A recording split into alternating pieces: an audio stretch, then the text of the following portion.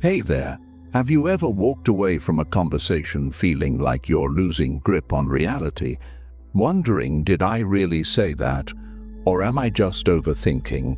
You're not alone. Today, we're unraveling 5 surprising ways gaslighters manipulate your mind and expose the dark psychology behind their tactics. Gaslighting is more than just a buzzword. It's one of the most subtle yet destructive forms of manipulation out there, and it thrives on confusion. Whether it's a friend twisting your words, a partner making you doubt your emotions, or a coworker undermining your confidence, gaslighting has a way of turning your own mind into unfamiliar territory.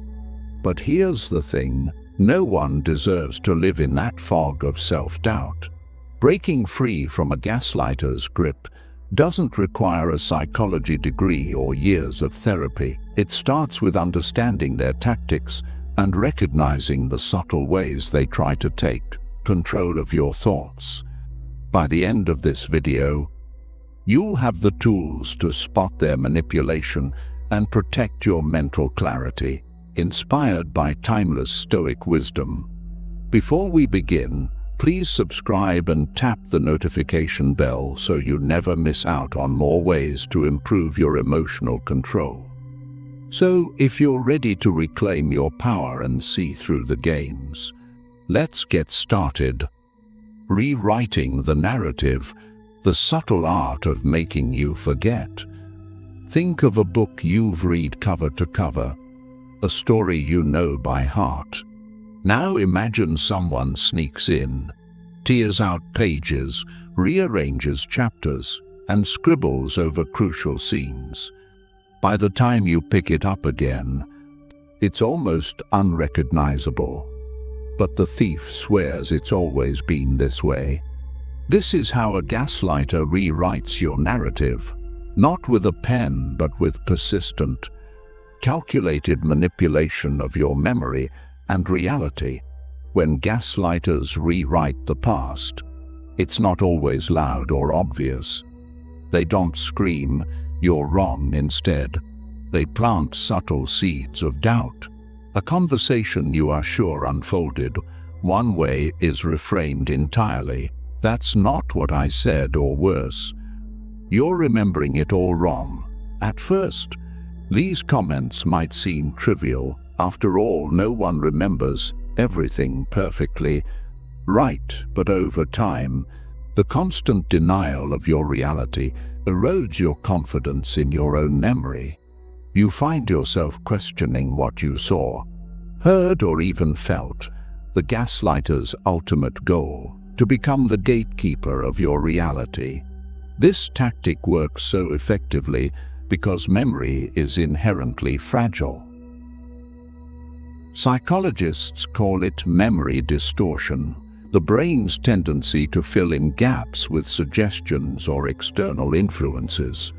A gaslighter preys on this natural vulnerability, weaving their version of events so convincingly that you begin to doubt your own. It's as if they've hacked into your internal compass, leaving you spinning in circles and dependent on them to guide you. Think about the emotional toll this takes. Each rewritten story chips away at your trust in yourself. You might start replaying conversations in your mind obsessively, questioning whether you misunderstood or overreacted.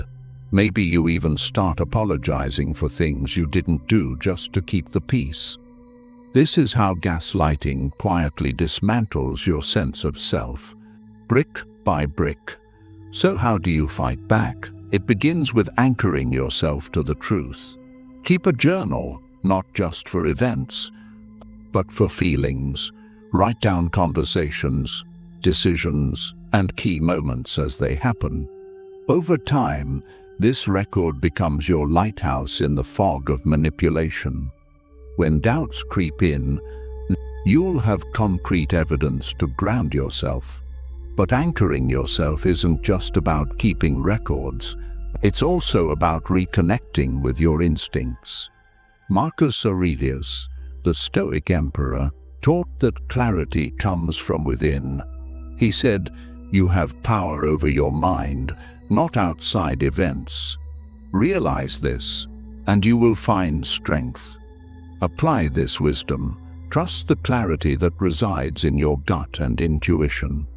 If something feels off, it probably is." It also helps to surround yourself with people who validate your reality. Healthy relationships are built on mutual respect, where your feelings and perceptions are acknowledged, not erased. The more you reinforce this foundation of support, the less likely a gaslighter can succeed in pulling the rug out from under you. Rewriting the narrative is one of the most insidious tools in a gaslighter's arsenal, but it's not undefeatable. The key is awareness and action, catching the subtle manipulations early and holding on to your inner truth like a fortress. Because no one, no matter how skilled, has the right to rewrite your story, weaponizing empathy, turning your compassion against you. Empathy is one of humanity's greatest strengths, a bridge that connects us, allowing us to understand and support each other. But in the hands of a gaslighter, your empathy becomes a weapon aimed squarely at your sense of peace. They twist your kindness, your willingness to see the best in people, into a trap. Suddenly, your compassion feels like a leash, keeping you tethered to someone who manipulates your emotions for their gain. Gaslighters are skilled at spotting compassionate people. They know you'll second-guess your frustration, that you'll pause before confronting them because you want to understand where they're coming from. So they create scenarios that exploit this tendency. They cry crocodile tears, playing the victim when you start to push back. They might even say something like, "You're so sensitive. I thought you'd understand me better." This subtle jab turns the spotlight away from their harmful actions and back onto your supposed shortcomings. Here is where it gets dangerous. Your empathy makes you justify their behavior. Maybe they're acting this way because they're stressed, or they didn't mean to hurt me. They're just going through a lot, while understanding someone's struggles is a beautiful trait. Gaslighters use it to excuse their actions entirely. You end up carrying their emotional baggage while they move through life unburdened, manipulating you into thinking it's your responsibility to fix things. To understand this tactic, imagine you're holding a bucket of water for someone. It's not heavy at first, and you don't mind helping. But what happens when they keep adding more water, bucket after bucket, while insisting you're strong enough to handle this? Soon your arms ache, and yet you keep holding on because they've convinced you it's your job to do so. Gaslighters use your empathy to pile on emotional weight, leaving you drained while they walk away guilt-free. What's worse, they often frame their manipulation as a test of your compassion. They'll say things like, "If you really cared, you'd understand," or they might weaponize your values against you, saying, "I thought you believed in forgiveness." It's a psychological sleight of hand. They deflect accountability by making you feel guilty for not being empathetic enough. In reality, true empathy is a two-way street. It's about mutual understanding and support, not one person giving endlessly while the other takes. So how do you break free from this emotional trap? Start by recognizing that empathy doesn't mean enabling. Marcus Aurelius, a cornerstone of Stoic wisdom, reminds us, be tolerant with others and strict with yourself. But tolerance doesn't mean allowing someone to mistreat you. It means understanding their struggles without letting them cross your boundaries. A practical step is to practice what's called compassionate detachment. This doesn't mean you stop caring. It means you care in a way that protects your emotional health. For instance, if someone's behavior is hurtful, Acknowledge their struggles, but hold them accountable. You can say, "I understand you're going through a tough time, but that doesn't excuse how you treated me." This approach respects both your empathy and your boundaries. Another strategy is to observe patterns instead of isolated incidents. Gaslighters thrive on your ability to forgive momentary lapses, but patterns don't lie. Ask yourself, am I constantly excusing the same behavior? Reflect on whether your compassion is being returned or simply exploited. Finally, build a circle of trust outside the gaslighter's influence. Share your experiences with people who value you for who you are, not what you give. These trusted allies can help you see manipulation for what it is, reminding you that you deserve relationships where empathy flows both ways. Weaponized empathy is a cruel twist of something inherently good, but it doesn't have to define your relationships. Remember, genuine compassion is never a burden, it's a strength. By setting boundaries and staying anchored in your truth, you reclaim your empathy as a force for connection, not control. That's not just self-preservation, it's wisdom, the confidence thief, undermining your belief in yourself. Confidence is the foundation of a resilient mind. It's what helps you stand firm in your decisions, trust your instincts, and move forward with purpose. Gaslighters know this. They know that if they can chip away at your confidence, they can gain control over you. This isn't just an attack on your self-esteem. It's an intricate, calculated theft of your belief in yourself.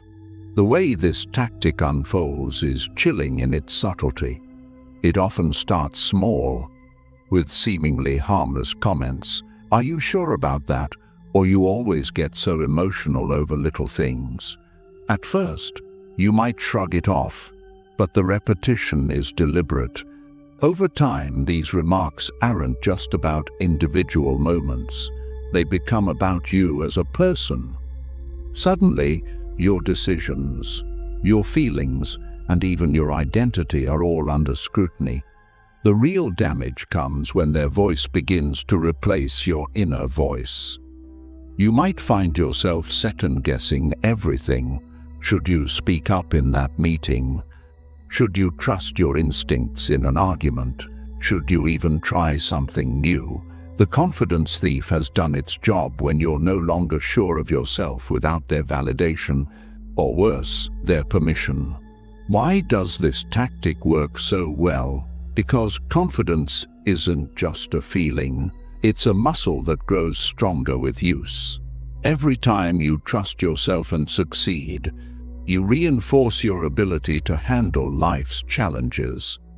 Gaslighters know this, so they work to starve that muscle, leaving you dependent on them to feel capable. It's a slow erosion, but the impact is profound. Think about how this plays out in everyday life.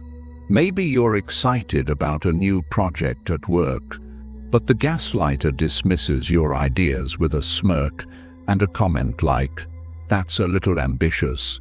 Now, don't you think?"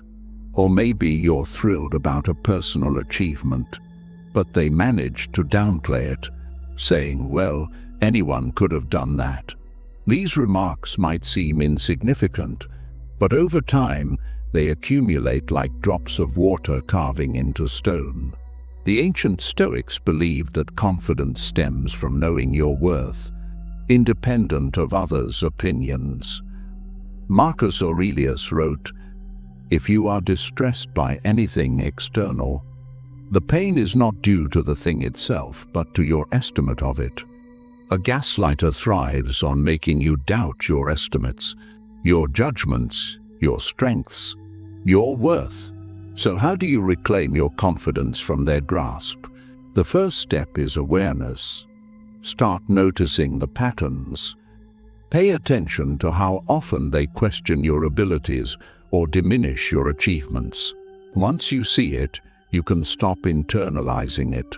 Remember, their words reflect their insecurities, not your reality. Next, rebuild your confidence with intentional action. Start small. Make decisions without seeking their input, even on minor things, and celebrate those choices. Confidence grows when you prove to yourself that you can trust your instincts. It's also crucial to reaffirm your strengths. Create a list of your accomplishments, skills, and qualities that make you proud. Read it often, especially when their words start to creep into your mind.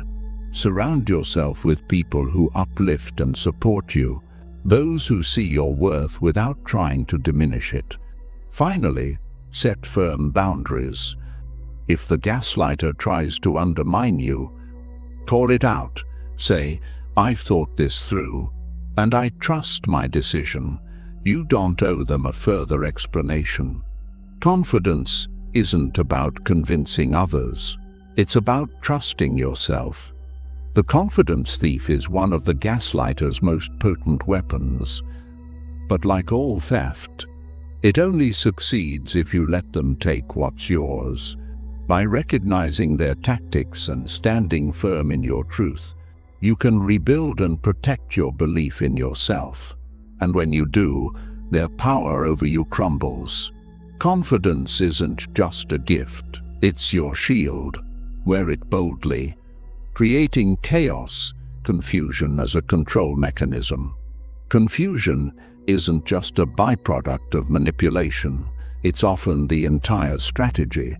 Gaslighters thrive in chaos because confusion keeps you vulnerable, reactive, and ultimately dependent on their narrative. The more uncertain you feel, the easier it becomes for them to step in as the supposed voice of reason, guiding you toward decisions that serve their agenda. This tactic isn't about random disorder, it's intentional. Gaslighters manipulate through contradiction, half-truths, and selective memory. One day, they praise your judgment, only to criticize it harshly the next. They'll twist conversations, claiming you said things you didn't, or deny things they clearly said. Over time, this inconsistency wears you down, making you doubt your perception of reality. The chaos isn't just external, it takes root in your mind, making you second-guess your thoughts, memories, and even your identity. Assume you're trying to navigate a maze where the walls constantly shift. That's what it feels like when a gaslighter employs confusion as a weapon. For example, they might suddenly change their stance on a major issue, leaving you questioning whether you misunderstood them. Or they might say something hurtful, then claim, "I never said that. Why are you making things up?" The goal is to destabilize you, to keep you guessing so they can maintain the upper hand. This tactic works because humans crave clarity. We're wired to seek pattern and make sense of the world. When someone deliberately disrupts that clarity, it creates cognitive dissonance, a psychological tension between what you know to be true and what they insist is real. The longer this tension persists, the more likely you are to surrender your version of reality in favor of theirs, just to find peace. The Stoics believed clarity of mind was essential to living well. Marcus Aurelius wrote, "If someone can prove me wrong and show me my mistake, I will gladly change, for I seek the truth, by which no one was ever truly harmed." This wisdom teaches us that true truth and stability are protective forces, shielding us from manipulation. Gaslighters aim to strip you of that truth, leaving you adrift in their manufactured chaos. Breaking free from this control mechanism starts with grounding yourself. Keep a written record of important conversations or events. Document what was said and done so You have a tangible reference when the gaslighter tries to distort reality. These records can act as anchors, keeping you connected to the truth, even when the gaslighter attempts to uproot it. Next, trust your intuition. Chaos creates self-doubt, but your gut instincts are often your clearest guide. If something feels off, don't dismiss it. Pause and reflect before letting the gaslighter's narrative replace your own. Reclaiming your mental clarity also means creating spaces of calm outside the chaos. Spend time with people who value honesty and consistency. Their stability can counterbalance the turbulence the gaslighter creates. Practices like mindfulness and meditation can also help you regain focus, allowing you to see through the noise and recognize manipulation for what it is. It's also best if you try not to engage in their games. Gaslighters often escalate confusion when you challenge them, introducing new distractions or shifting the argument entirely. Instead of getting caught up in their web, step back and say, "This conversation isn't productive right now. Let's revisit it later." This deflates their power and gives you time to recenter yourself. Confusion as a control mechanism is one of the most disorienting forms of manipulation, but it loses its grip when you prioritize clarity and truth. Chaos may surround you, but your mind doesn't have to mirror it. By anchoring yourself in reality and refusing to play into their strategies, you reclaim your power and find peace amidst the storm. The illusion of choice, making you think it's all your fault. Gaslighting often operates in a shadowy gray area where the manipulator twists reality just enough to make you question your judgment without realizing their hand in it. One of their most cunning tactics is the illusion of choice, subtly framing situations so that no matter the outcome, you're left feeling responsible for everything that goes wrong. It's not just manipulation, it's psychological warfare designed to erode your self-trust. This technique starts with the gaslighter presenting you with options, but none of them are truly in your favor. They might say you can choose to go ahead with your idea, but don't come crying to me when it fails, or sure, take that job if you're okay with letting everyone else down. At first glance, it appears you have a say, but the framing ensures that any choice you make is accompanied by guilt, doubt, or consequences designed to make you regret your decision. Over time, this tactic conditions you to internalize blame. If you stand firm and things go wrong, you think, maybe they were right, I shouldn't have done that. If you follow their suggestion and it backfires, the narrative becomes, why didn't I trust myself? Either way, you're trapped in a cycle of self-recrimination, which leaves you vulnerable and reliant on the gaslighter to guide you next time. This tactic is particularly effective because it preys on your natural desire to take responsibility for your actions.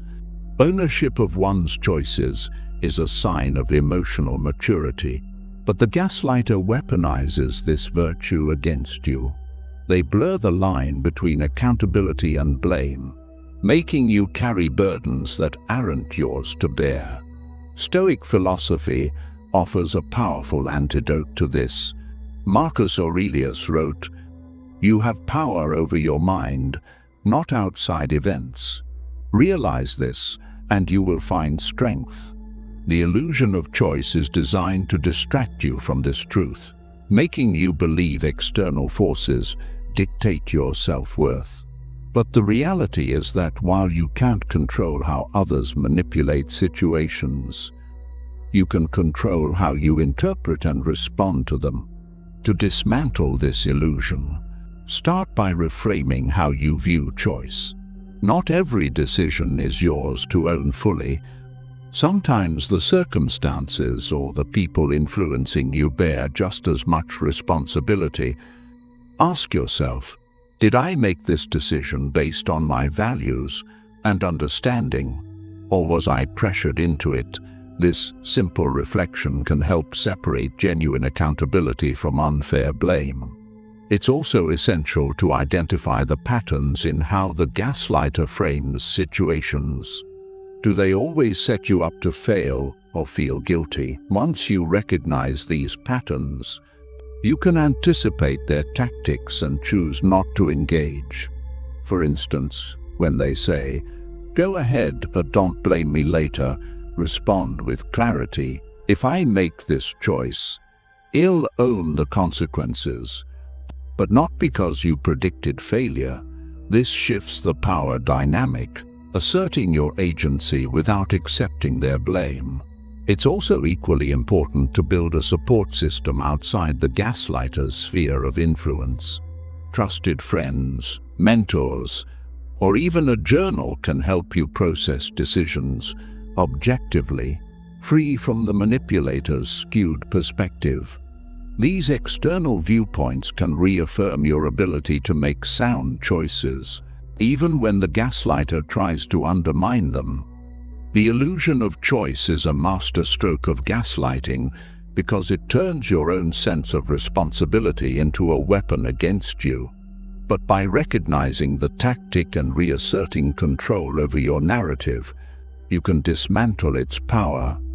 True choice isn't about pleasing others or avoiding blame. It's about aligning with your values and trusting yourself.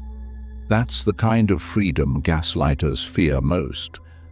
And it's a freedom worth fighting for. Thank you for joining us on this deep dive into the surprising ways gaslighters manipulate your mind. We hope that these insights have empowered you to recognize these tactics, protect your sense of self, and regain clarity where manipulation has created doubt. Remember, understanding the game is the first step to stepping out of it. By staying grounded, trusting your intuition, and cultivating self-awareness, you'll not only shield yourself from manipulation, but also strengthen your emotional resilience. Each time you reclaim your narrative, you take a step closer to a life of authenticity, balance, and inner peace. It's about learning to see through the fog of manipulation and stepping confidently into the light of your own truth. Thank you for watching. If this resonated with you, don't forget to like and subscribe for more empowering content designed to help you navigate life's challenges with wisdom and clarity.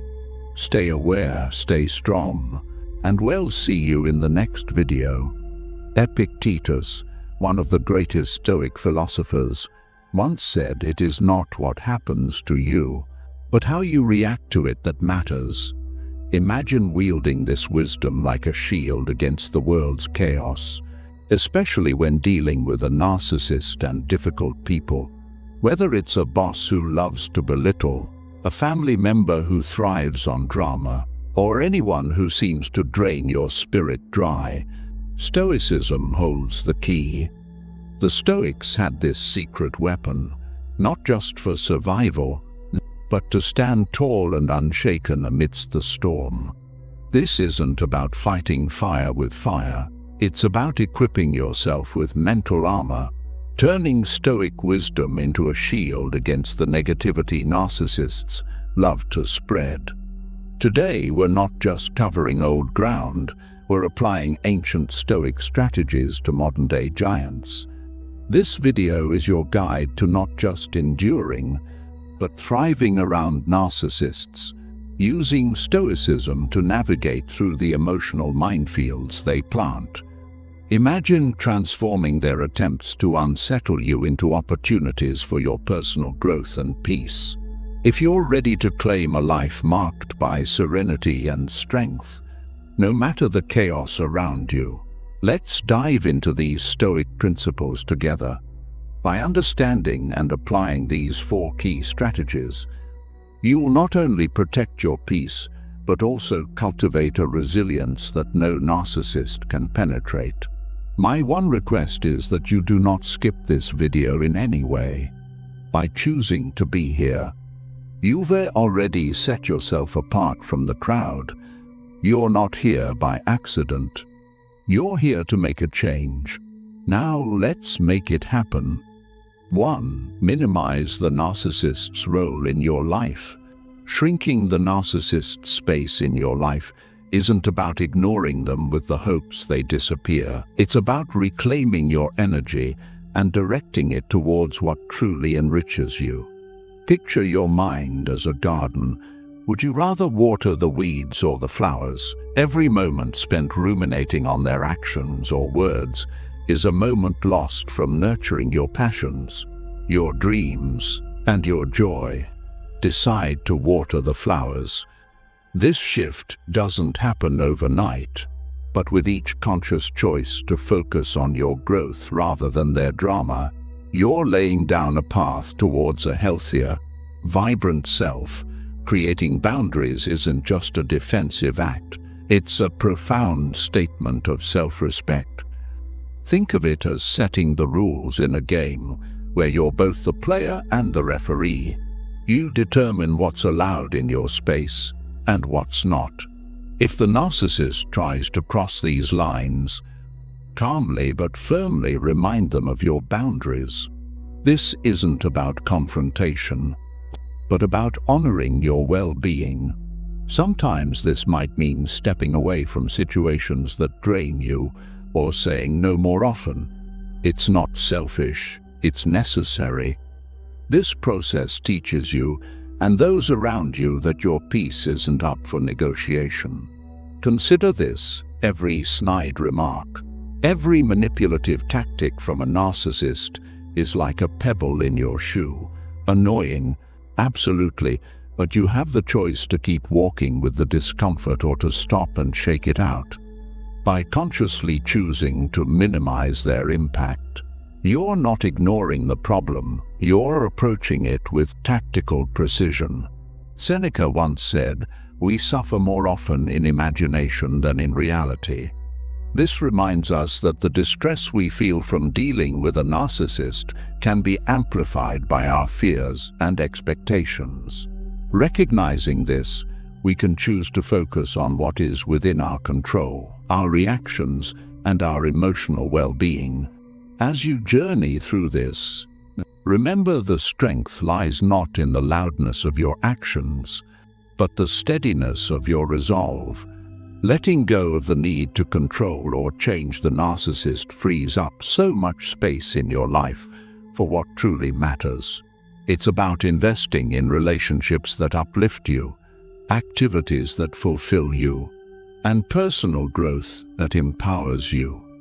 This isn't just about minimizing a negative influence, it's about maximizing your own potential. Your peace, happiness, and growth are your priorities, and you're the only one who can truly safeguard them. Embrace this path with courage and clarity, knowing that every step taken is a step towards a more resilient, fulfilled you, too. Challenge their idealized self. Peeling back the layers of someone's exaggerated self-image, especially a narcissist's, requires a delicate touch. It's a subtle art, really. Imagine you're a detective in a world where questions are your most powerful tool. You're not there to accuse, you're there to uncover the truth. By simply asking questions like, "How did you arrive at that conclusion?" you're doing more than seeking answers. You're inviting them to a stage where the spotlight suddenly turns introspective. This isn't about doubting their capabilities or achievements, but encouraging a moment of genuine self-reflection. It's a practice that, when done with curiosity and without judgment, can lead to profound insights, not just for them, but for you too. Diving deeper, remember the Stoic essence of focusing on what's within our control. You can't change a person, but you can change how you interact with them. When the narcissist starts their usual parade of self-adulation, instead of rolling your eyes or getting frustrated, see it as a chance to practice patience and understanding. This approach doesn't mean you're giving in, it means you're choosing your battles wisely. Engaging with their stories through thoughtful inquiries puts the ball in their court without you having to play the game on their terms. It's about maintaining your peace, your inner fortress, against the siege of their ego. Adopting a stance of detached curiosity is your shield. It's not about dimming their shine, but about not letting it blind you. By questioning their narratives gently, you're not just poking holes in their inflated self-image, you're also reinforcing your own resilience. This method isn't a direct challenge to their ego, but a way to navigate through their illusions with grace. And in this dance of diplomacy and insight, you find a path to tranquility. You're not just surviving the interaction, you're thriving by transforming it into an opportunity for growth for both of you. This is the essence of true wisdom, knowing how to inspire change through reflection, not resistance. Remember, the goal isn't to change the narcissist. That's a Herculean task beyond most mortal means, but to shift how their narrative influences your world. This subtle yet impactful strategy is rooted in the Stoic practice of prosophy, the art of attentive awareness. Through this lens, every interaction becomes an opportunity for growth, reflection, and maintaining your inner peace. You're not just defending your tranquility, you're offering a beacon for those lost in their own illusions. This approach doesn't just diminish their power over your emotions. It illuminates a path towards mutual understanding and possibly their own self-discovery. 3. Pursue personal growth through therapy. Facing a narcissist can feel like being trapped in a never-ending cycle of emotional turmoil. Yet the real game changer lies not in confrontation, but in turning the focus inward, where your true power resides. Engage in therapy, a move that might seem quiet but is profoundly revolutionary. It's about harnessing your courage to dig deep, to shine a light on those dark corners of yourself that you've shied away from. Therapy is your battleground where you don't fight against someone else, but stand up for your inner peace.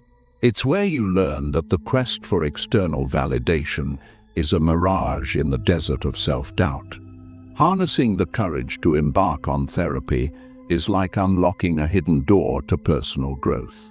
It's not about changing others, especially not the narcissist whose actions you cannot control. Instead, focus shifts to the only terrain you truly govern, your inner landscape. Seneca once mused, not in these exact words but in essence, about the power lying not in possessing everything, but in valuing what we have and using it wisely. This wisdom guides us through therapy, where recognizing our current struggles as temporary challenges enlightens the path of self-improvement. It's a bold move, demanding the bravery to face our vulnerabilities and transform them into strengths. Harnessing the courage to embark on therapy is like unlocking a hidden door to personal growth.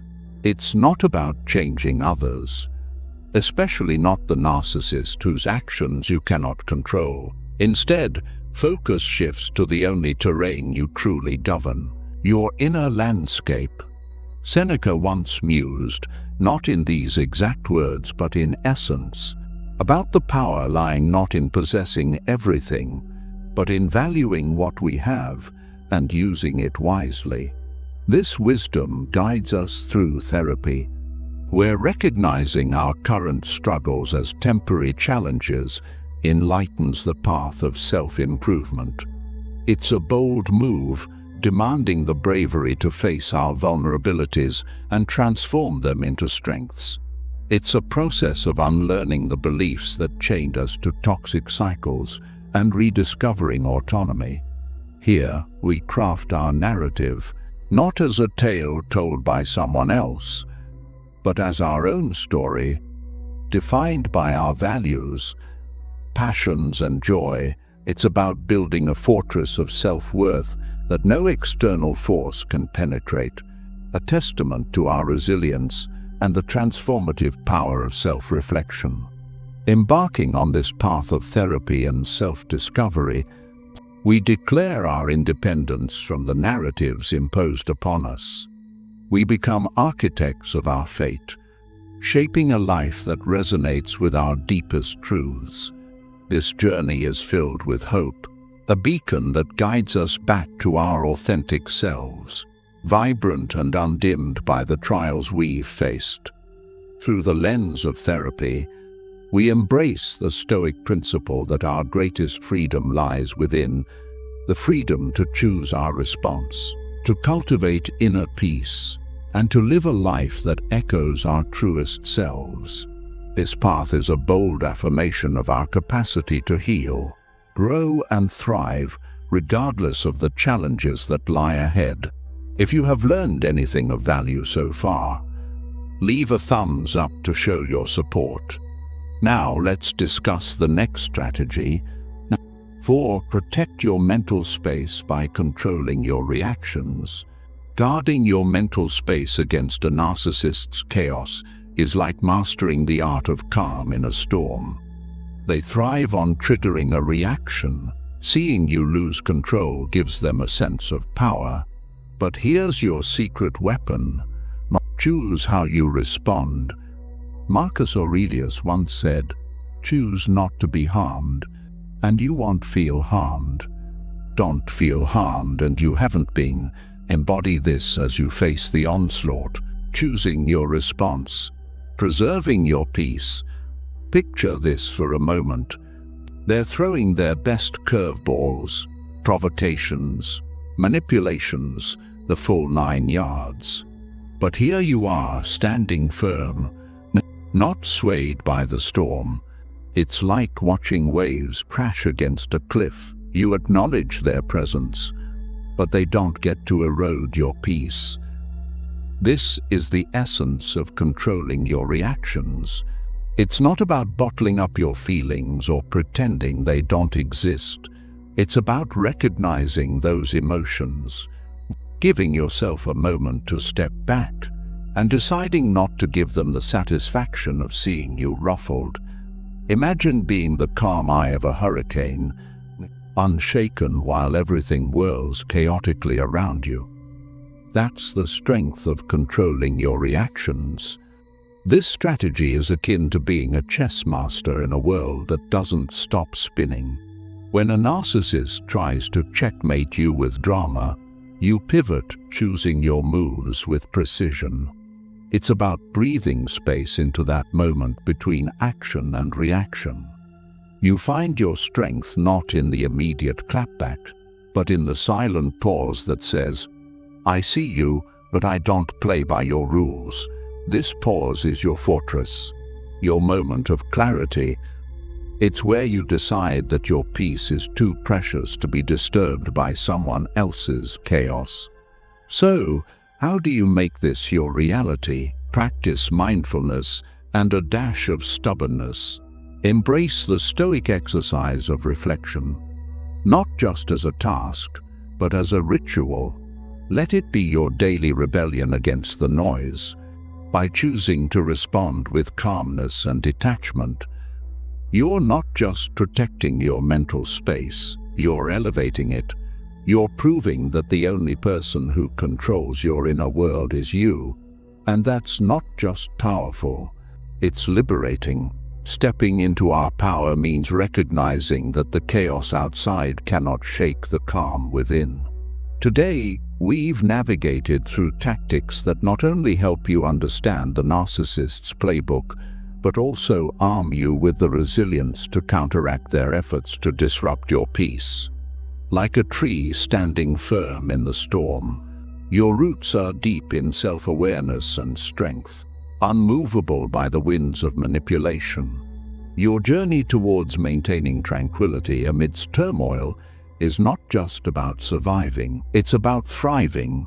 By applying these principles, you're setting the stage for a life where your inner peace is non-negotiable, a testament to your growth and wisdom.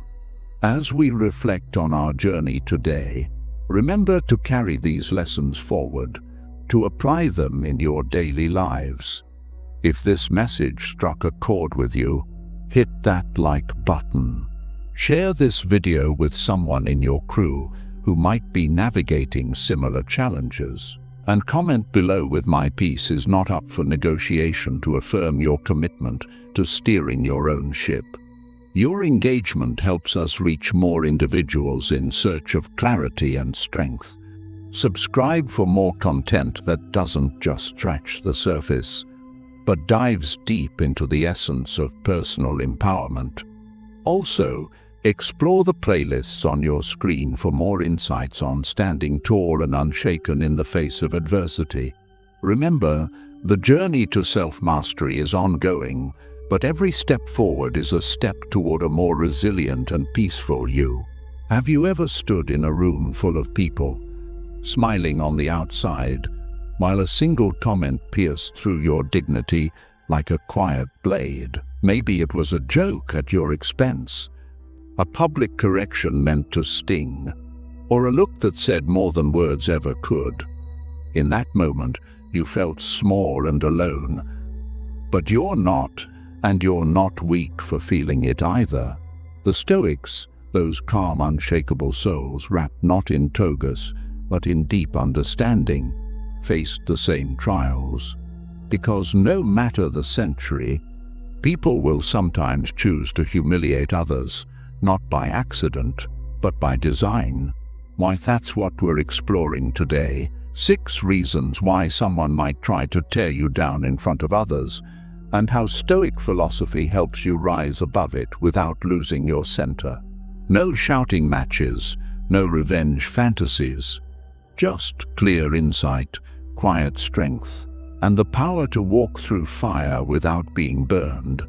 If you've ever wondered why you're the target and how to stop giving them power over your peace, stay with me. You might find that the real victory doesn't come from fighting back, but from standing firm. Reason 1, they sense weakness. Some people don't come at you with fists. They come with silence, with glances, with words that seem casual but strike with precision. They're not always loud. Often, they're watching, waiting like predators testing the edge of a herd. They look for hesitation, for someone who seems unsure of their place, uncertain of their worth. The moment they sense it, they move in. A joke dressed as humor, a comment slipped in during a meeting. It might sound like nothing to others, but it hits you, sharp, personal. And when you say nothing, when you force a laugh and tell yourself not to take it personally, they take it as a signal. This is allowed. They don't stop on their own. They stop when you show them who you really are. I remember early in my career, I worked under a manager named Greg. He had a way of speaking that always carried a hint of mockery. "Maybe this task is a bit advanced for you," he once said in front of the team. "Another time, we'll let you catch up later," always with a smirk. At first, I brushed it off. Everyone else laughed, so I told myself to grow thicker skin. But each time I stayed silent, the jabs got sharper, more frequent, and I learned something. People like that aren't careless. They're intentional. They're testing what you'll accept. And every time you tolerate disrespect, you train them to continue. Here's where Stoicism reshaped the way I handled it. Many think Stoicism means becoming emotionally numb, but that's a mistake. The Stoics were not cold. They were clear. As Marcus Aurelius wrote, You have power over your mind, not outside events. Realize this, and you will find strength. You cannot control the tongue of another. You cannot stop someone from trying to diminish you, but you can control your response. If you do not value yourself, why would anyone else? That's the truth many avoid, not because they don't care, but because they hope that by being agreeable, they'll avoid conflict. But in doing so, they create something worse: permission for others to treat them poorly. Humans, whether we admit it or not, test boundaries. We seek out where the lines are. And when someone shows no line, some will take full advantage, not always out of cruelty, but because they can. This isn't about being confrontational. Stoicism doesn't tell you to fight every insult. It teaches you to hold your ground with grace. Sometimes that means not laughing when a joke is made at your expense. Sometimes it means pausing, holding their gaze, and letting the silence speak for you. And sometimes it means simply excusing yourself from a room that no longer respects your presence. That's not weakness, it's power refined. That's stoic discipline, not because it lacks emotion, but because it places dignity above reaction. When you start protecting your worth, something changes. The people who once tested you will think twice, not because you shouted louder, but because they can sense you're no longer an easy target. You've drawn a quiet line, and it's visible even in your stillness. You don't need to explain it. You don't need to defend your boundaries. You just need to honor them. And here's where the transformation truly begins. The respect you earn isn't just external. It comes from within. When you choose not to fold, when you choose clarity over approval, you begin to trust yourself. That's the gift Stoicism offers, with not invincibility but inner authority. You learn to walk through the world upright, not because the world is gentle, but because your sense of self no longer wavers with every blow. That is what it means to be unshaken. Reason 2, they want control. Humiliation has always been one of the quietest, most effective weapons of control. It doesn't always come with shouting or open aggression. Sometimes it wears the mask of humor, sarcasm, or subtle dismissal. But the purpose is the same: to make you feel small so someone else can feel powerful. When someone cuts you down in front of others, when they expose something personal, make a cruel joke at your expense, or correct you publicly with a tone that stings, it's not just about the words. It's about control. They're not offering feedback. They're making a move, one meant to shake your confidence, to force you into shrinking so they can stand taller by contrast. But here's what's often hidden beneath the surface. The person who humiliates others is usually wrestling with their own sense of powerlessness. Instead of addressing that struggle within themselves, they reach outward, lashing, manipulating, trying to control others as a substitute for controlling themselves. I once worked with a colleague named Melissa, who had a reputation for always putting people in their place. She did it with charm, with a smile often cloaked in humor. One afternoon, during a team meeting, I presented an idea I had invested weeks into. As I wrapped up, she interrupted, not with a question, but with a biting remark that drew awkward chuckles. It wasn't loud or dramatic. It was calculated, just sharp enough to make me second-guess everything I'd said. And for a moment it worked. I felt my face flush. My mind scrambled for a defense. I wanted to justify myself, to win the room back. But something inside me, perhaps instinct, perhaps a lesson I'd finally learned, held me back because I saw it clearly. Her power wasn't in the comment, it was in how I might react to it. Stoicism teaches that we don't control what others do. We only control how we respond. Marcus Aurelius, that philosopher emperor who lived under constant scrutiny, said it best: you have power over your mind, not outside events. Realize this, and you will find strength. People will try to humiliate you. It's inevitable. Sometimes in front of an audience, sometimes behind your back, and you can't stop them from trying, but you can refuse to let them succeed. You can reject the lie they're selling, that you are somehow less than, unworthy, undeserving of space. Control only works when you believe you have none.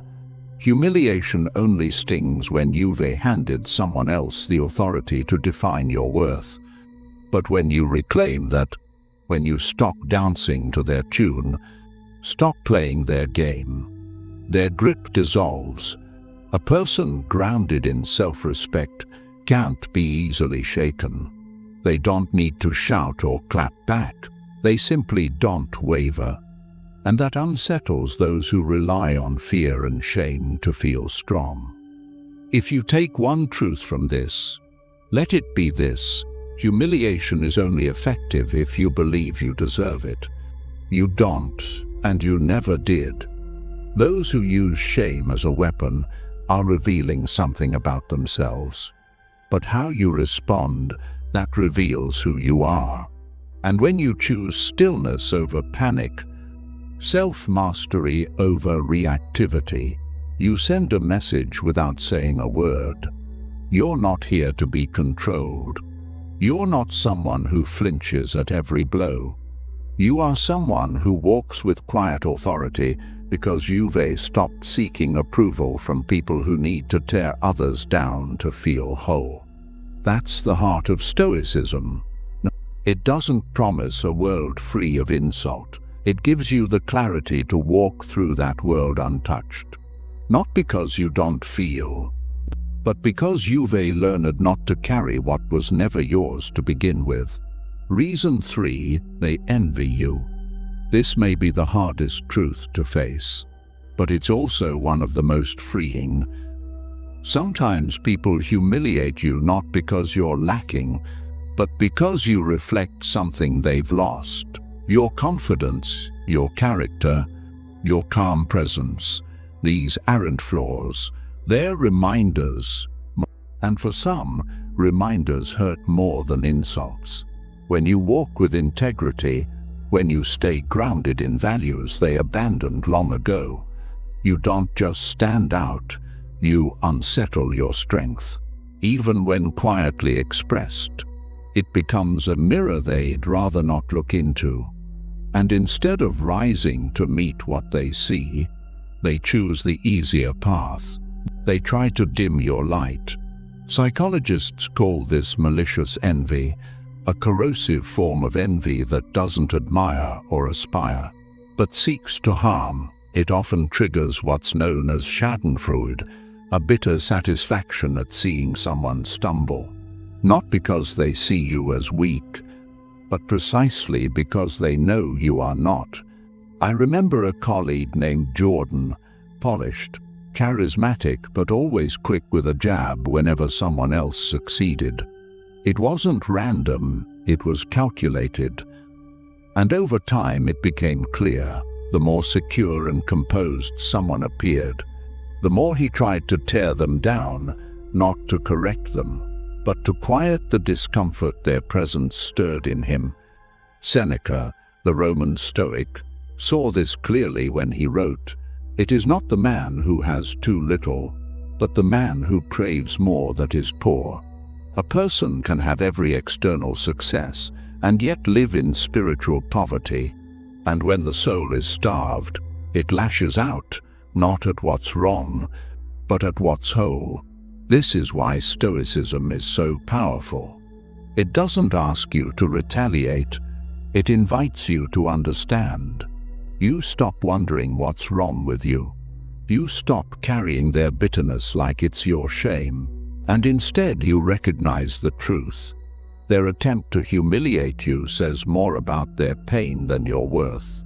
So when envy strikes in the form of sarcasm, dismissal, or subtle sabotage, don't shrink. Don't lower yourself to soothe someone else's discomfort. Stand exactly as you are, rooted, calm, and whole. Their shadow is not your responsibility. It never was. If this resonates with you, if you've seen this pattern play out in your own life, drop a yes in the comments. I'd love to hear your story. Reason 4, you haven't set boundaries.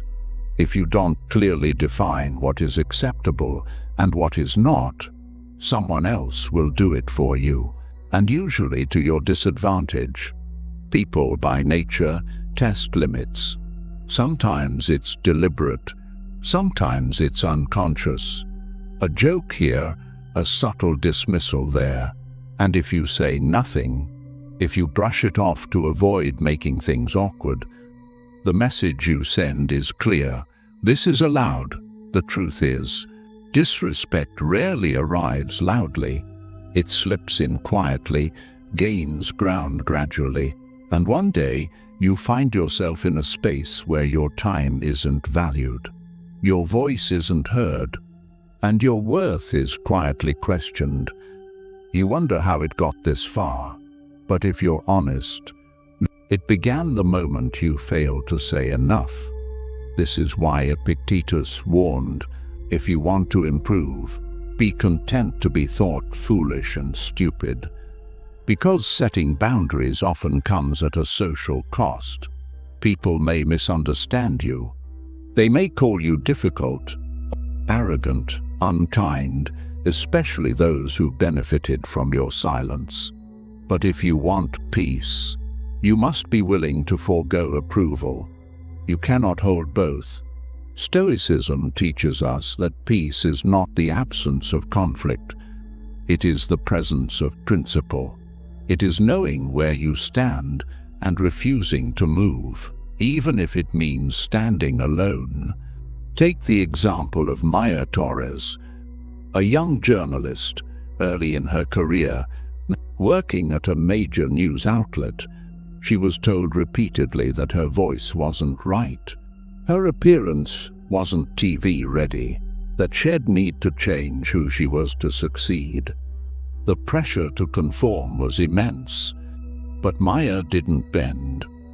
She knew that chasing approval at the cost of authenticity was a quiet kind of self-eraser. She drew a line and stuck to it. She was eventually let go. At first, it felt like failure, but she held fast. Years later, she built her own platform on her own terms and became a respected voice in journalism, not despite her refusal to conform, but because of it. That's the Stoic path. You don't set boundaries because others will praise you. You set them because you respect yourself.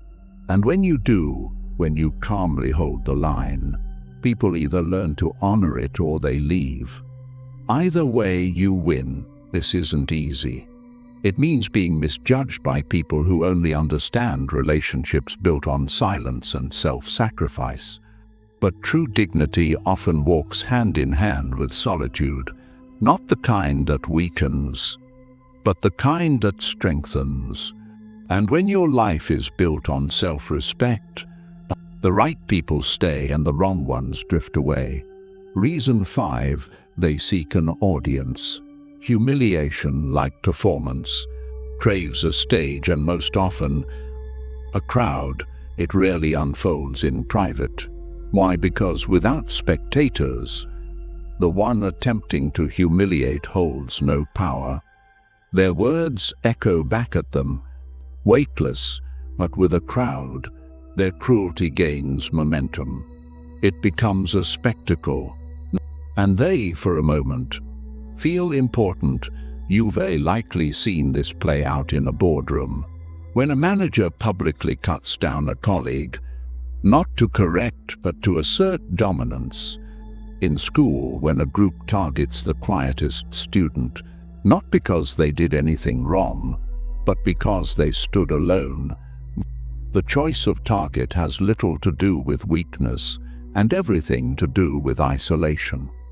That's what bullies seek, someone they believe no one will protect. And the crowd, they often become silent accomplices, not out of malice, but out of fear.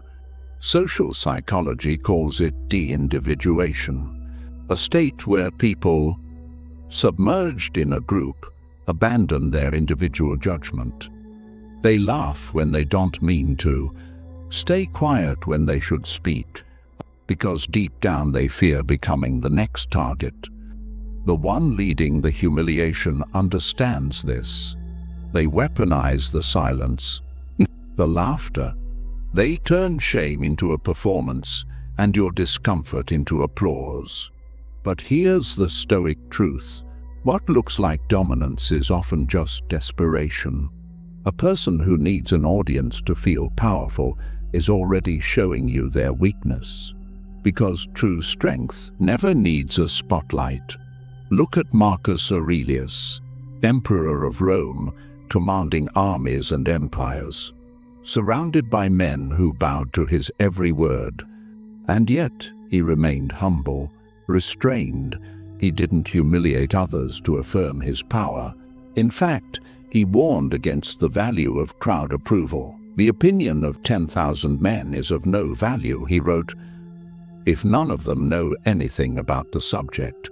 He understood something profound. That applause is often mindless. That fear masquerades as loyalty, and so pantikri niwadanor, and that the opinions of the unthinking are not worth chasing. So when someone tries to humiliate you publicly, remember, the real threat isn't their insult. It's the echo it finds in the room. Their goal is not just to embarrass you, but to convince you that the laughter or silence of others is proof that they're right. But they're not. Their laughter is hollow.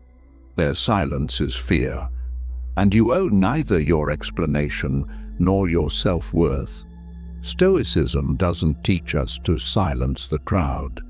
It teaches us to rise above it, to remain steady even when surrounded by those who've traded their integrity for comfort, to know that your value isn't determined by volume, but by virtue.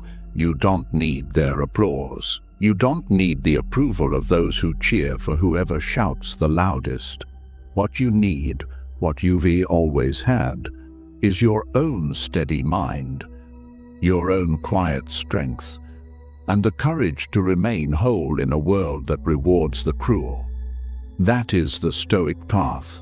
That is real power, not in noise, but in the calm dignity of someone who refuses to be made small. If that spoke to something inside you, leave a like and subscribe for more. This journey towards strength and clarity is one we walk together. Reason 6. They sense you do not know your own worth.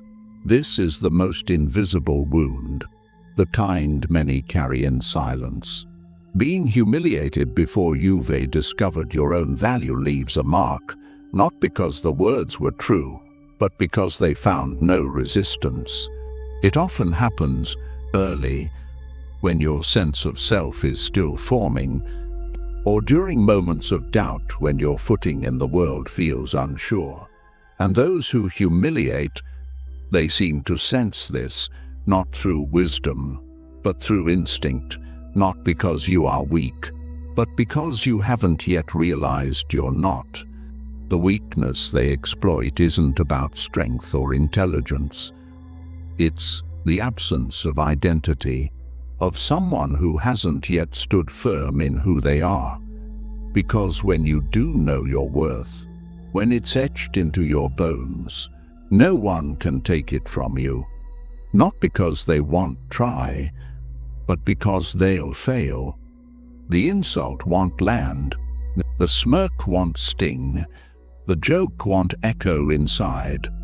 It will meet something solid, something unshakable. But without that inner foundation, you become susceptible to the approval and disapproval of others. You bend to fit, to please, to avoid standing out, because you haven't yet chosen where you stand. As Epictetus wrote, "No man is free who is not master of himself." Real freedom, true unshakable freedom, doesn't come from status or applause. It comes from mastery of your own mind. And that begins with knowing who you are, without needing someone else to confirm it. When you don't know yourself, every criticism feels like truth. Every cold look feels like a warning.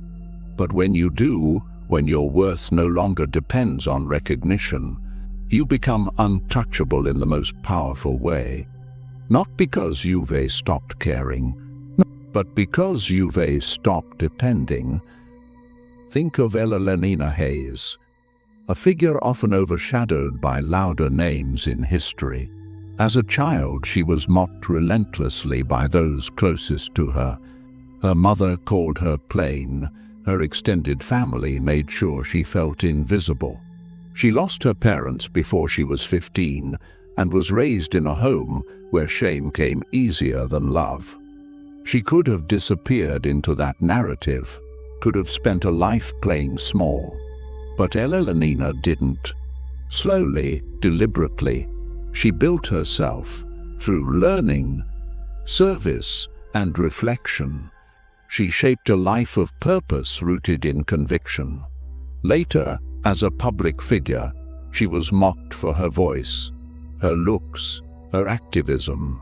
But it didn't stop her. Why? Because she had already answered the question that humblers rely on.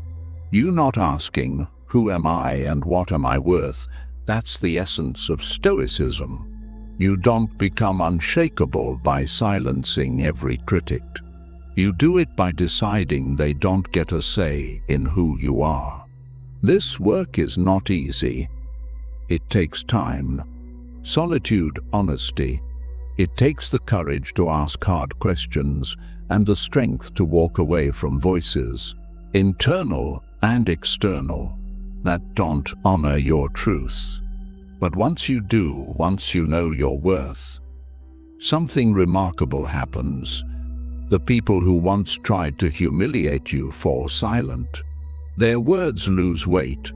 They throw stones, but none hit. Not because the world has changed, but because you have. Here is the quiet truth. Some will try to humiliate you, not because you're weak, but because your strength unsettles them. They'll test you, doubt you, try to make you shrink. But you are not here to shrink. Not anymore. You don't need to demand respect. You embody it in silence, in stillness, in knowing exactly who you are. That's Stoic strength. And when you stand in it, you become untouchable. Not because the world is gentle, but because you are grounded. If this message spoke to you, stay close, subscribe for more, and take this journey of inner strength with us. And if you're claiming your worth today, type "Still I Rise" in the comments. Remember, your dignity was never up for debate. You define it, and in the next video, we'll go even deeper into how to hold that power, no matter who tries to take it.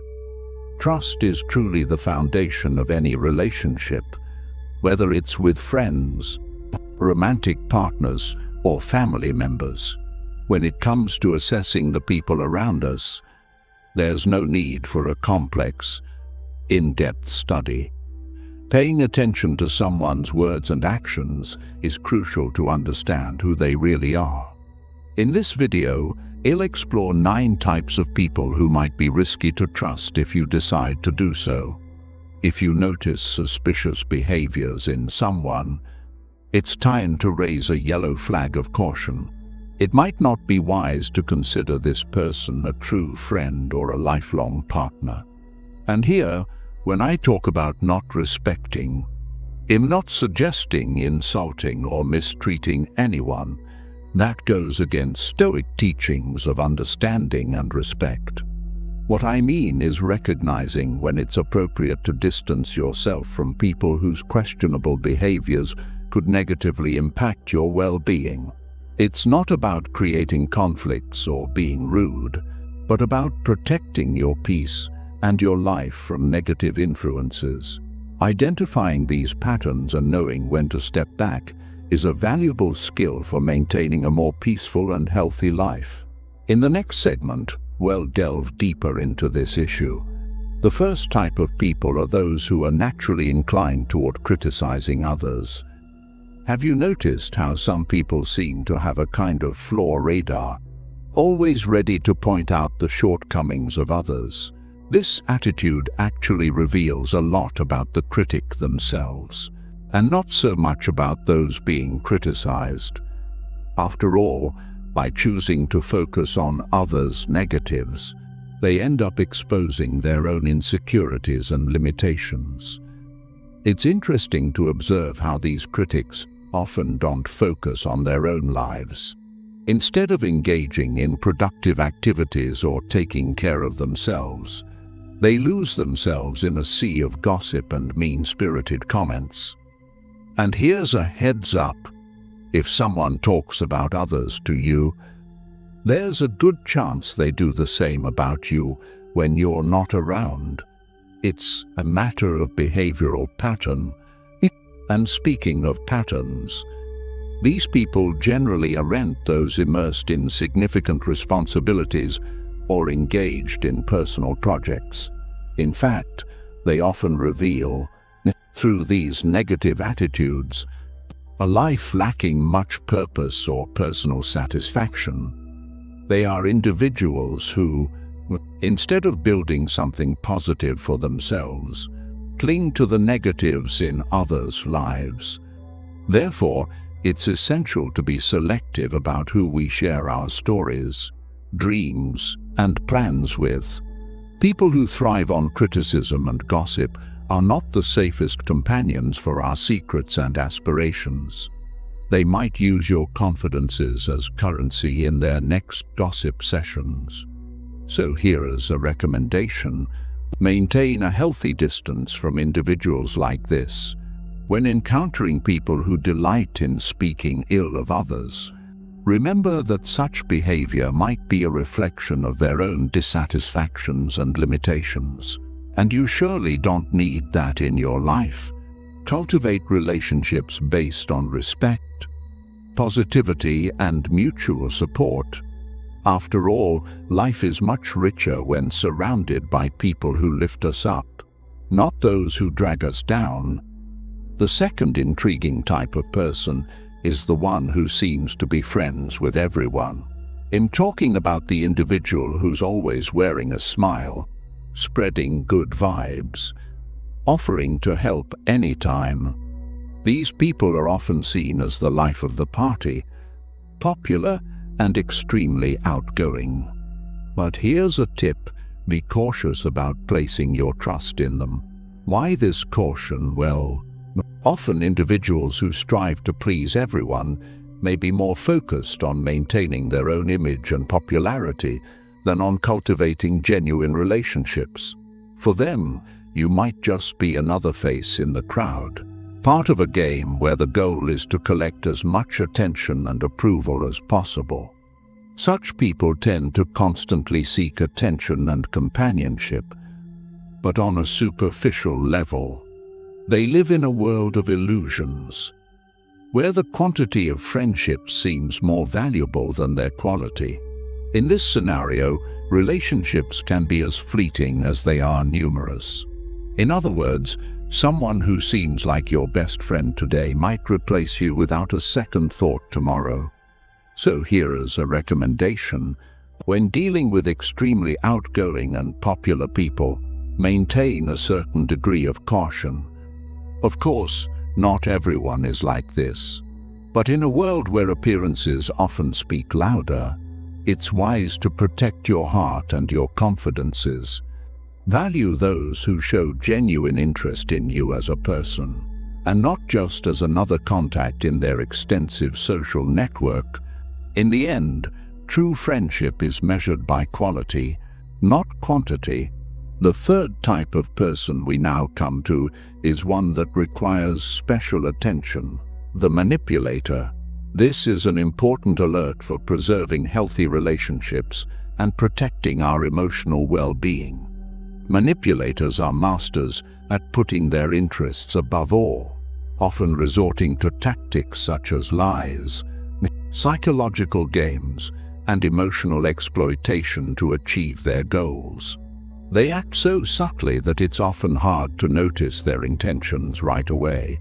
Manipulation can infiltrate various aspects of our lives, affecting everything from personal relationships to the professional environment. The problem with trusting manipulators is that it can lead to betrayals, deep emotional harm, and breaches of trust. Therefore, it's vital to identify signs of manipulation, which include a lack of transparency, inconsistent behaviors, and that uncomfortable feeling of being controlled. Setting clear boundaries is essential for self-protection. This means communicating assertively and expressing discomfort when encountering manipulative behavior. In some cases, distancing yourself may be the best strategy, especially if the manipulation is persistent. Respecting your own integrity involves recognizing when a relationship is causing more harm than good. Sometimes this means having the courage to cut ties with manipulative people and seek emotional support elsewhere. Avoiding trust and respect for manipulators is not just a form of self-defense. It's a crucial step towards building healthier and more authentic relationships. By being aware of the signs of manipulation, establishing firm boundaries, and prioritizing your emotional well-being, you pave the way for an environment of more honest and genuine relationships. Remember, mental and emotional health is precious, and you deserve to be surrounded by people who respect and value that. If you're enjoying this, don't miss out on the opportunity to purchase the ebook now. Stoicism in the 21st Century: Ancient Strategies for Modern Challenges, and unlock your prosperity, abundance, and improve your relationships with this ebook. Link in the pinned comment. The fourth type of person we need to talk about is one who shows a striking lack of empathy. We're talking about individuals who don't hesitate to deceive or hurt others to achieve their own goals. Empathy, that incredible ability to put oneself in another person's shoes and understand their feelings, is something that simply doesn't exist for these people, and this absence makes them much less trustworthy. Imagine this: a truly empathetic person thinks twice before causing pain to someone, as they can feel, to some extent, the suffering their actions might provoke. Empathy acts like a shield against harmful attitudes. Conversely, when someone has no problem hurting others, it's a clear sign of a lack of empathy. Besides their inclination to harm, these people often don't take responsibility for their actions. Untrustworthy individuals tend to be selfish, putting their interests above everything and everyone. They often ignore the consequences of their actions, focused only on themselves and their needs. Therefore, it's important to be aware of these signs. Healthy relationships are built on mutual understanding and respect. When someone lacks empathy, they likely also lack the respect and consideration that are fundamental in any kind of relationship. Recognizing a lack of empathy in someone is a crucial step in protecting yourself from potential disappointments and unnecessary suffering. Remember, Surrounding yourself with people who understand and value the feelings of others is essential for a supportive and trusting environment. The fifth type of person we're going to discuss is the one who pretends to listen or feigns attention. Have you ever had the experience of talking to someone who responds with a vague "I understand" or "that's true," but clearly isn't engaged in the conversation? This situation is not only frustrating, but can also be perceived as a form of disrespect.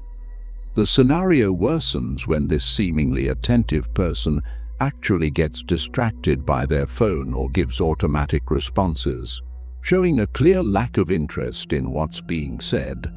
In a conversation, it's expected that both parties be involved and attentive, but when this doesn't happen, the dialogue loses its purpose.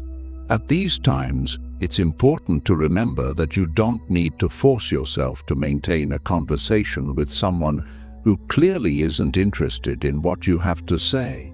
If you find yourself speaking with someone who consistently gets distracted, especially with their phone, showing genuine inattention, it's perfectly acceptable to end the conversation. After all, conversation is a two-way street, and it doesn't make sense to continue a one-sided dialogue. Don't feel obligated to invest your time and energy in someone who doesn't value your words. It's absolutely fair to cut off that interaction or even openly express your decision to withdraw. Remember, respect in a conversation is essential, and this includes paying attention to what the other person is saying. If someone prefers to pretend to listen while getting lost in distractions like their phone, they are not showing the respect you deserve. In such situations, you have every right to choose not to continue wasting your precious time. The sixth type of person deserving our attention is the one who seems to be perpetually immersed in problems and conflicts. This person views life as an endless series of difficulties, where each day brings a new challenge.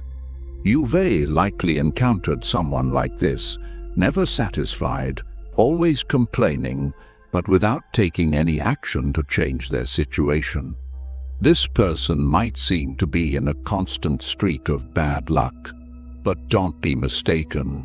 It's not just coincidence or misfortune. Often, these continual problems are the result of the person's own choices and actions. Wrong decisions, failure to learn from past mistakes, and an inability to take responsibility contribute to this vicious cycle of adversities. Interacting with someone like this can be challenging. If you're not careful, you might end up being dragged into their whirlwind of problems. These people may also struggle to control their emotions, which only exacerbates the situation. If you feel compelled to help, remember that it's easy to get sucked into this person's problematic narrative. Their seemingly endless problems can quickly become a burden in your own life. We all have our own challenges to face, and we don't need to add someone else's to the mix. Therefore, it's wise to maintain a certain distance, or at least a level of skepticism when dealing with people who seem to attract trouble incessantly. Understanding that the source of many of these different difficulties may lie in the person's own actions and choices is crucial. After all, you want to prevent their complications from becoming yours. Caution here is a valuable tool, helping to preserve your emotional well-being and keep your life free of unnecessary drama.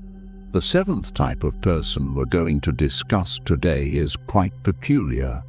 You know, that individual who seems to have the knack for irritating others just by being present. Yes, I'm talking about the one who thinks they're always right, who always insists on being correct. I imagine you've encountered someone like this in some moments of life. It's normal to feel impatient, especially during turbulent times. But what about when this irritation is constant? Even on calm days, just by being near this person, That's a warning sign. These people have an almost invisible ability to provoke, throw out ideas that confuse, and create doubts without us realizing it. It's a subtle emotional and psychological game that happens gradually, almost without leaving traces. And the most intriguing part is that some people do this just for the pleasure of provoking, without any apparent reason. It's crucial to be aware of these maneuvers, these word plays and gestures that we often don't notice. When someone manages to irritate you with almost scheduled frequency, it's because that person is poking at you in an almost invisible way. So what I want you to take away from here is the importance of being aware of these complex dynamics. It's crucial to learn how to identify and deal with these situations in a conscious manner. I'll tell you more about how to do this in the next part. Stay tuned. The 8th type of person to keep a distance from is toxic individuals. You know those people who seem to have the power to drain your energy, spreading negativity wherever they go. They're like a gray cloud on a sunny day. Keeping your distance from them is crucial for your emotional health and for maintaining healthy relationships. Toxic people are always spreading destructive criticism, manipulating feelings, and acting disrespectfully.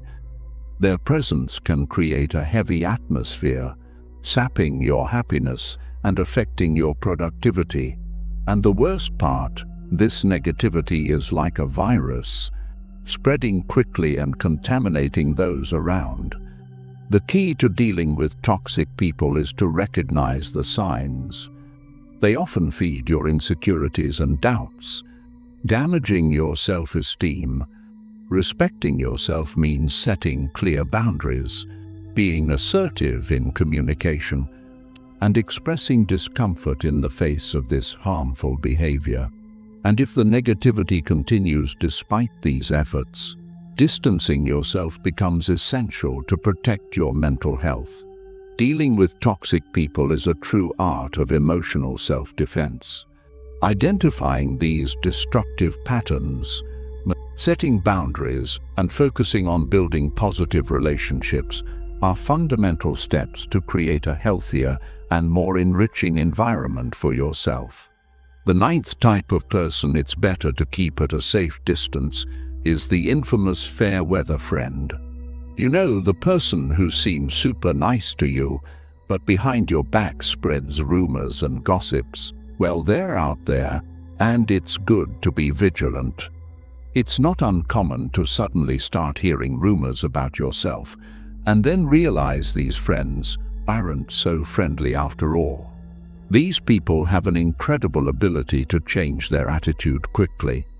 One moment they're smiling and chatting with you, and the next they're talking behind your back. When you notice this type of behavior, the best thing to do is to distance yourself as soon as possible. Remember, sincerity and integrity are the pillars of any healthy relationship.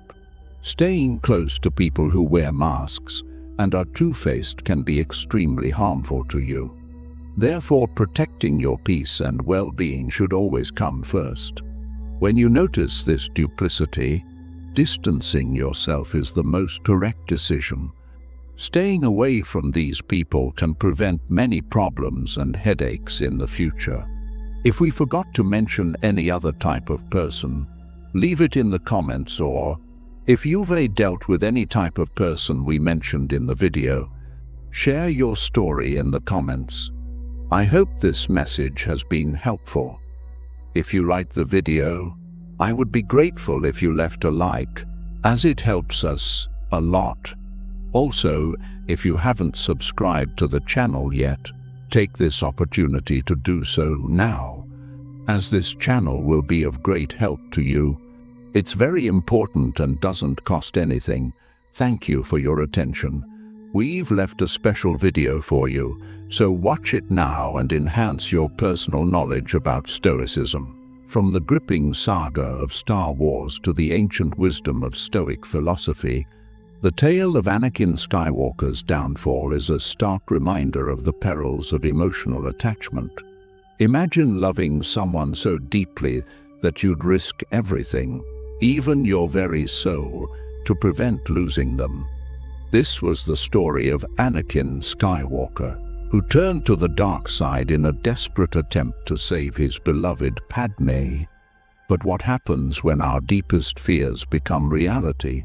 When the very thing we cling to slips through our fingers? Although extreme, Anakin's fear of loss is a fear many people share. And oftentimes we go to great lengths to keep the people or the things we love present in our lives. This isn't just a tale from a galaxy far, far away. It's a profound human dilemma that echoes through the teachings of Stoicism. Today, diving into the depths of human attachment and loss, we delve into the teachings of Stoicism, examining how its principles can be applied as practical steps outlined for detaching from people and situations. So, I encourage you to stay with us till the end and take note of every step as an actionable wisdom guide to help you navigate the often turbulent waters of human relationships and emotions. 1. Step away from that person for a while. Sometimes the wisest action is to create distance, not to create a void, but to gain clarity. Picture this: you're in a vibrant party, the music's loud, people are talking, and amidst this, you're trying to understand a friend's whisper. Hard, isn't it? That's what it's like when we're too close to a person or situation. Our emotions, like the party noise, drown out clarity. Stepping back is like stepping out of the party into a quieter space where you can hear and think clearly. Seneca, with his profound insight, once said, "As often as you sojourn, return to yourself." This isn't just about physical space. It's about mental and emotional space too. When feelings cloud our vision, a step back helps us observe them, like watching clouds drift across the sky, understanding they're separate from us. This detachment isn't coldness. It's a way to observe the situation and our reactions to it objectively.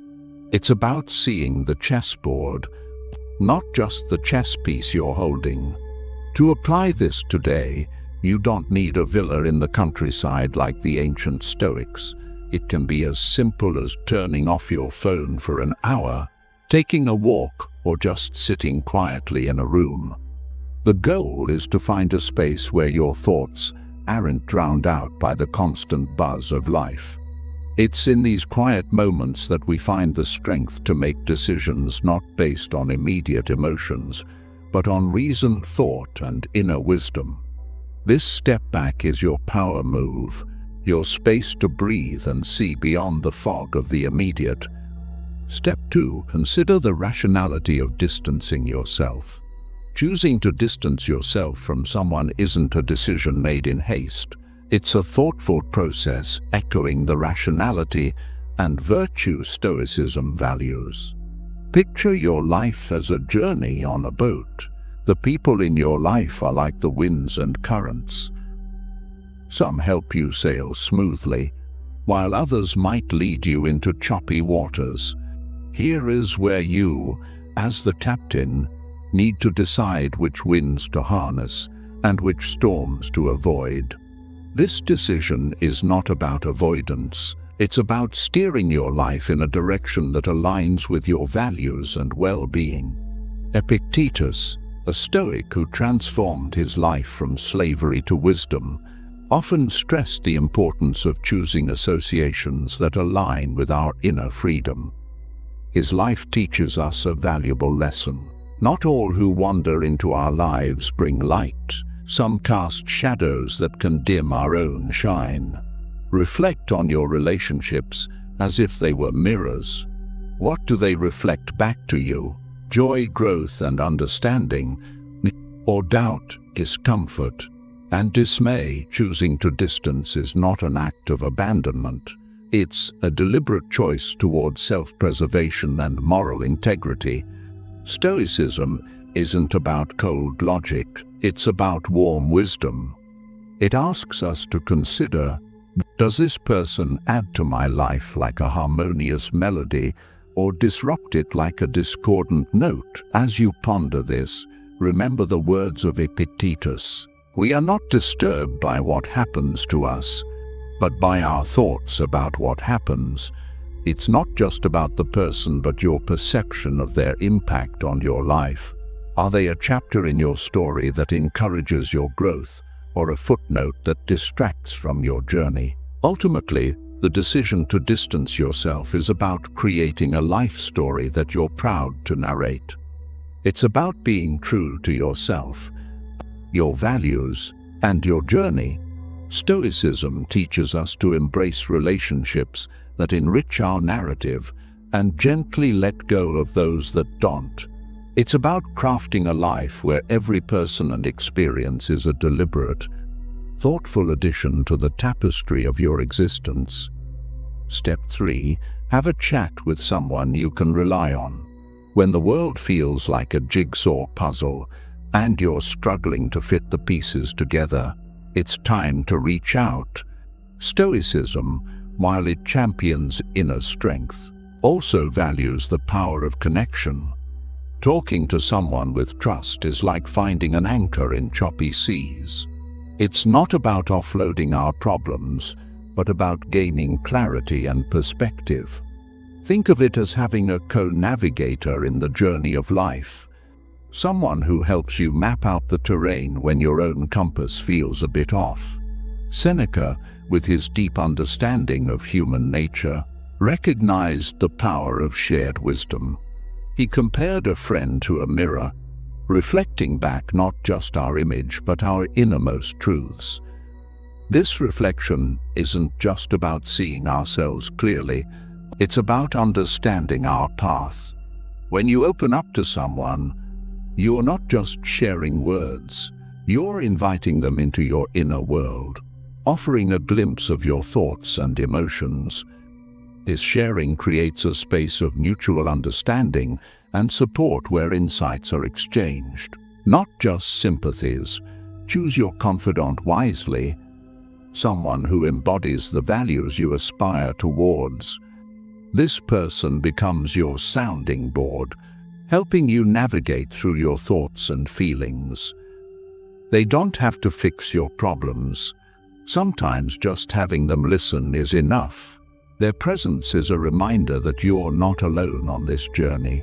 As you share your thoughts, you might find pieces of wisdom in their responses, little nuggets of truth that help you see things differently.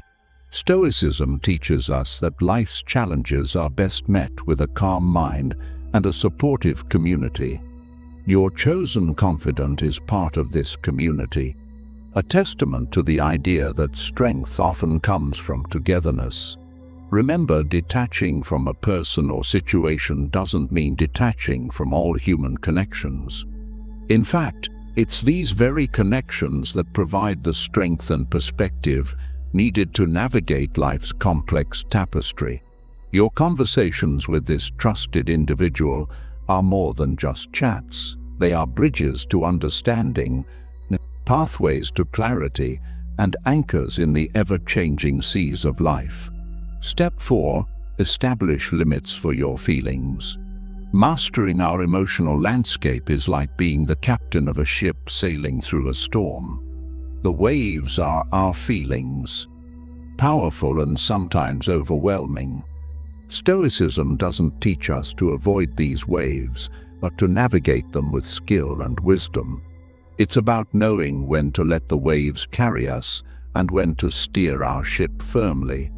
Our feelings are natural, yet without setting limits, they can sweep us away from our chosen path.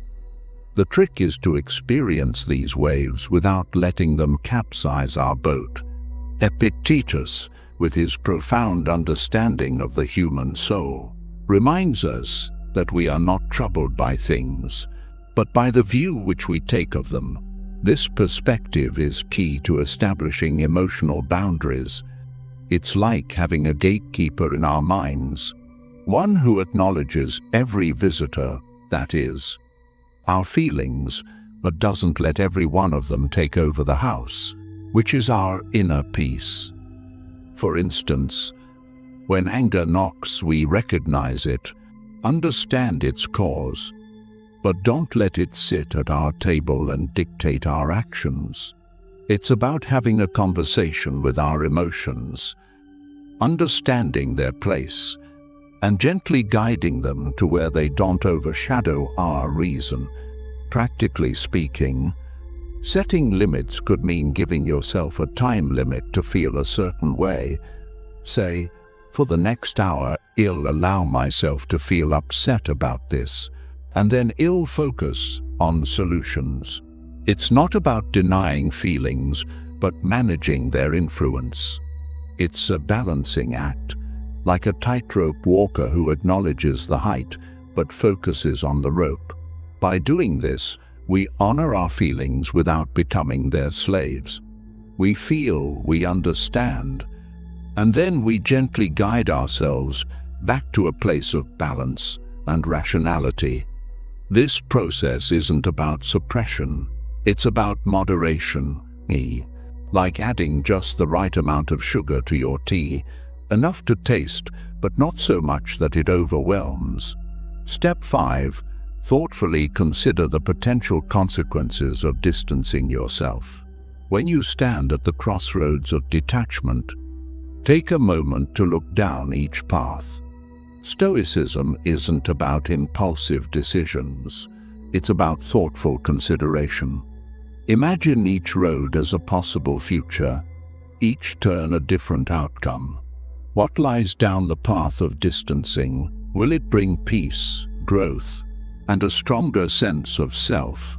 Or will it leave a trail of regret and missed opportunities? This foresight isn't about predicting the future with certainty. It's about preparing for it with wisdom. Marcus Aurelius, a man who balanced the weight of an empire, once mused, "Look back over the past, with its changing empires that rose and fell, and you can foresee the future too."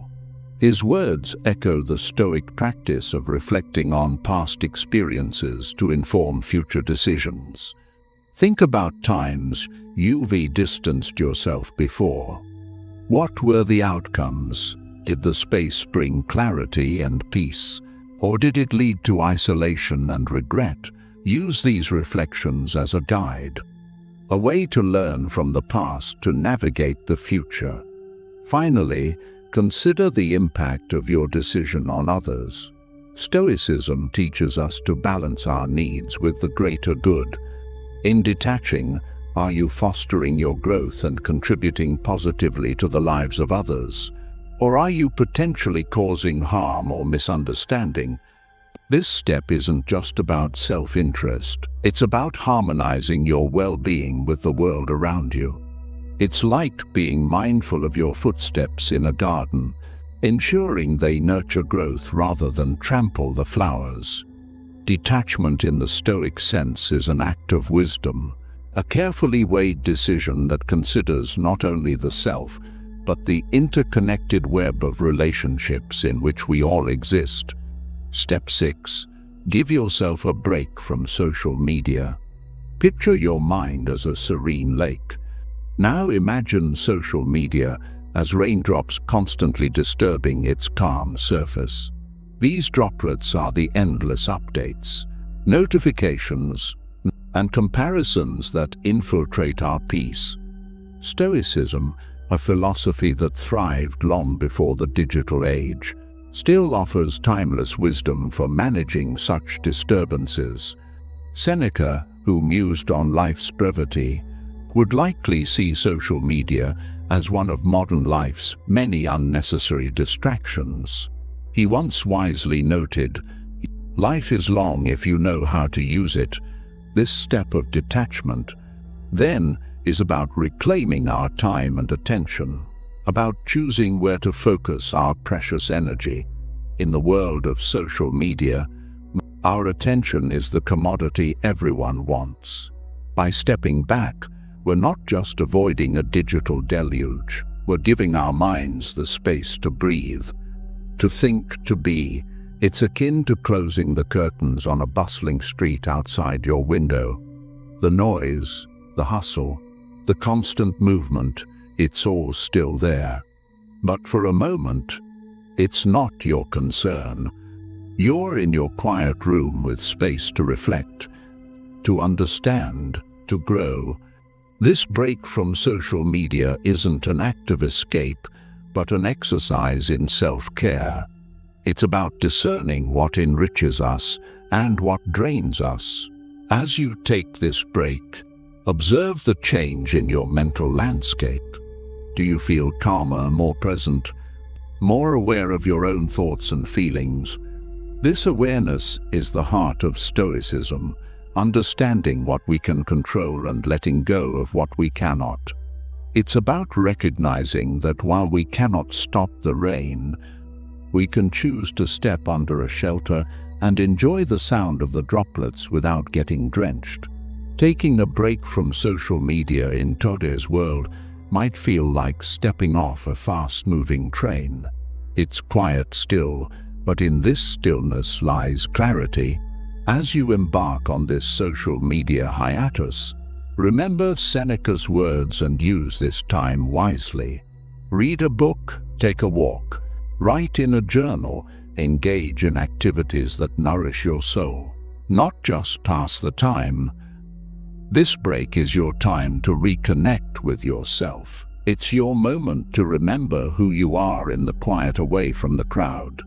Final step, focus deliberately on your fundamental needs. In this final stride on the path of detachment, turn your attention inward to the core of your being. Here lies the essence of Stoicism, focusing on what truly matters for your inner growth and well-being. It's about stripping away the non-essential, the noise, the fluff, and honing in on what nourishes your soul. This isn't about material needs. It's far deeper. It's about emotional sustenance, moral integrity, and personal growth. Think of your life as a garden. What does it need to thrive? Sunlight, water, care, these are the essentials.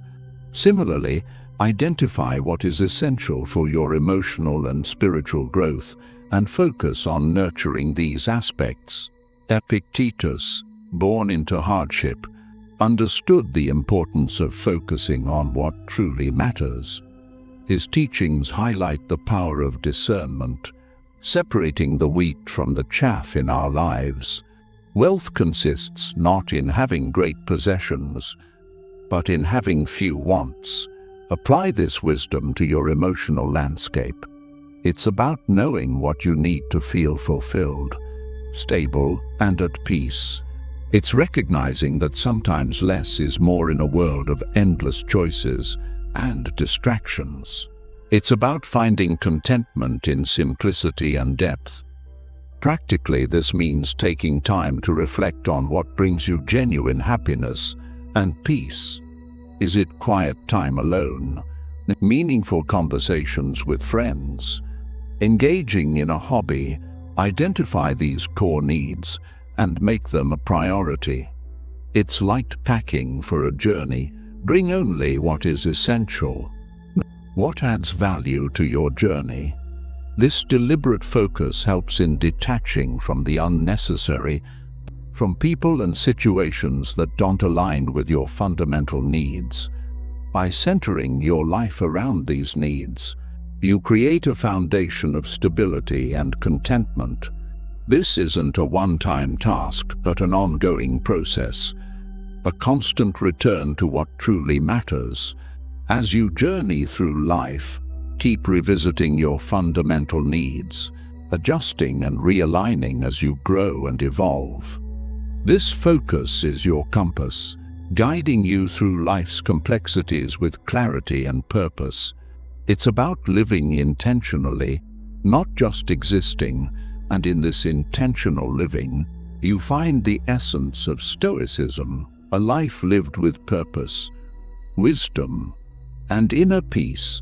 In embarking upon the path of disengagement from the entanglements of people and situations, we find a reservoir of profound insights and practical advice within the teachings of Stoicism. This philosophy invites us to momentarily step back, to weigh the reason behind our distancing, to engage in transparent dialogue, to set boundaries around our emotional responses, to ponder the repercussions of our actions, to take respite from the bombardments of external influences like social media, and to concentrate on our core necessities. Such actions are in harmony with the Stoic virtues.